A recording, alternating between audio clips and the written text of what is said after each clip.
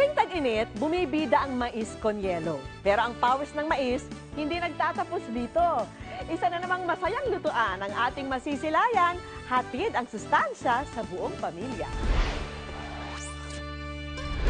Manamis-namis, masustansya, at masarap kainin. Ito ang star ng Good News Kusina ngayong gabi. Ang amazing corn o mais. Unang tumubo ang mais sa Pilipinas noong 1524. 3 taon mula nang dalhin ito sa Cebu ng Portuguese explorer na si Ferdinand Magellan. 2 uri ng mais ang sikat sa Pilipinas. Ang dilaw na may malalaking butil at ang puti na maliliit ang butil pero mas matamis. Sa halagang 40 pesos kada kilo, sulit na sulit ang mais sa dami ng health benefits nito. Mataas ang fiber content ng mais na nakakatulong sa pagtunaw ng pagkain. Mayaman din to sa lutein at zeaxanthin na nakakatulong sa pagpapalinaw ng mata. Pero ang numero 1 dahilan kung bakit love natin ang mais? Dahil pwede itong i-partner sa napakaraming yummy recipes. Ngayon, magluluto tayo ng mga putahe gamit ng mais. Isang magandang gulay ang mais kasi all year round ito, hindi ito nawawala, mapa-summer man or malamig na panahon. Ang unang recipe na gagawin natin ay cheesy potato and corn chowder. So, ang chowder nga pala, isang klase ng soup. So, meron tayong tinatawag na clear soup. Meron din tayong tinatawag na cream soup at this one, chowder, yung may makakain pa tayo ng mga buo-buo. Maghanda rin ng margarine, white onions, celery, harina, chicken stock, patatas, corn kernels, cheese, asin at paminta. So una, magigisa tayo at ang panggigisa ko sa chowder natin ay margarine. So ingat lamang sa paggamit ng margarine or kahit na anong dairy, butter, cream, kasi mabilis itong masunog. So, gigisa natin. So, dapat mahinang apoy lang.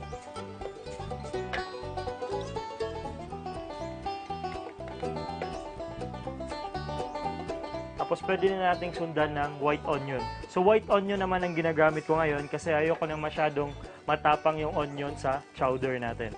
So, sa mga white sauces at sa mga tame na sauces, so ideal yung white onion na gagamitin natin. Isunod ang celery. So, hayaan muna nating maging translucent yung kulay ng ating mga ginisa, yung ating onion at celery, bago natin ilagay yung sunod na ingredients natin. Ihalo ang harina, chicken stock at gatas. Ilagay ang patatas, timpla ng paminta at asin. Ilagay ang mais at keso. So, pag mga dairy, dapat huli ito nilalagay or sa mahinang apoy lamang. So, magsisilbi din itong pampalapot ng ating chowder. At the same time, magiging mas krema siya or mas malinamnam.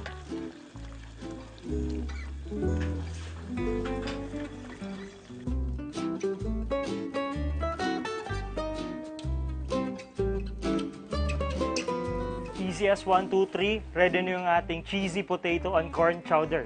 Sosyal lang pakinggan pero yakang-yakan ang bulsa. For only 100 pesos, suwak na sa 3 tao ang creamy pampaganang ito.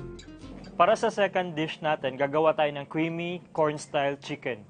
Kailangan ng mais, mantika, bawang, sibuyas, manok, patatas, carrots, gatas, bell pepper, green peas, asin at paminta.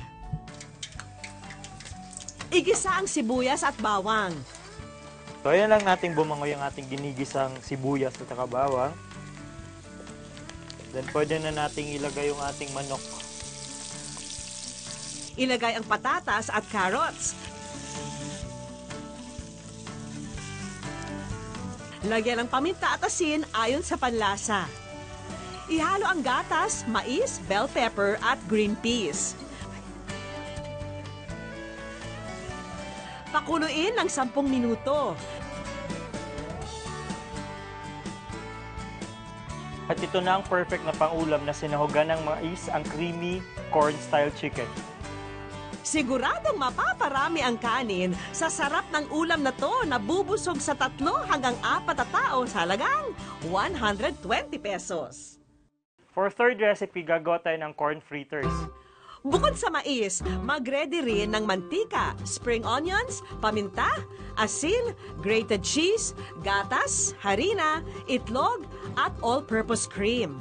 Paghaluin ang mais at spring onions, timplahan ng paminta at asin. Isunod ang grated cheese, gatas at harina. Ihalo rin ang binating itlog. Pagkatapos nating mahalo yung ating corn mixture, pwede na natin siyang prituhin. Technique sa pagpiprito nito, dapat deep fry siya or babad siya sa mantika. So para lutong-luto din yung loob niya, dapat bite sizes lang yung gagawin natin.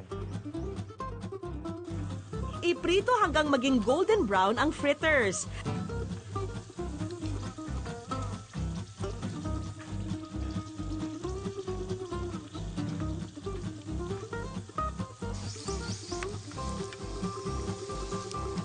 Hanguin at i-drain sa paper towel ang sobrang mantika.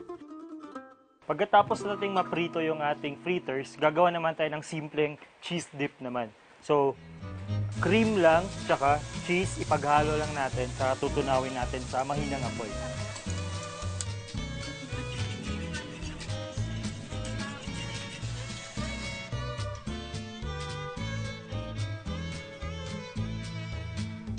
Ganun lang kadali, meron na tayong corn fritters with cheese sauce. Sa kakaibang merienda na ito, pwede nang mabusog ang 3 hanggang 4 na tao sa halagang 80 pesos. For last recipe, gagawa tayo ng dessert. Pero this time, kakaibang dessert kasi gagawa tayo ng corn panna cotta.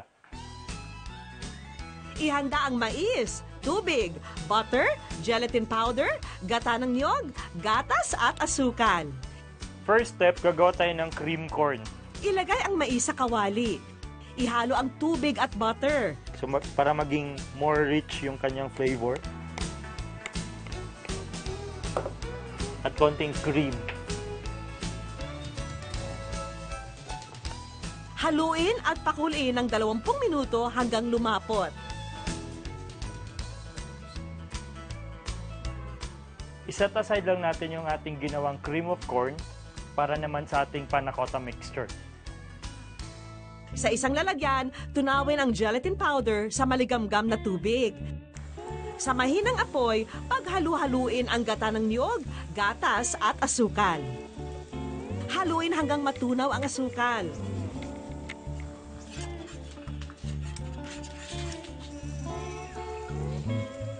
Ihalo ang ginawang cream corn at gelatin mixture.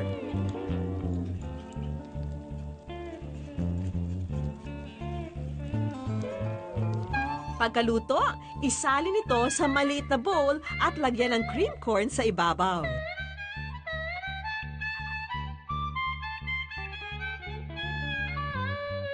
So ito na ang ating corn panna cotta. 80 pesos lang ang magagastos sa masarap na dessert na ito na pwedeng pagsaluhan ng 3 tao.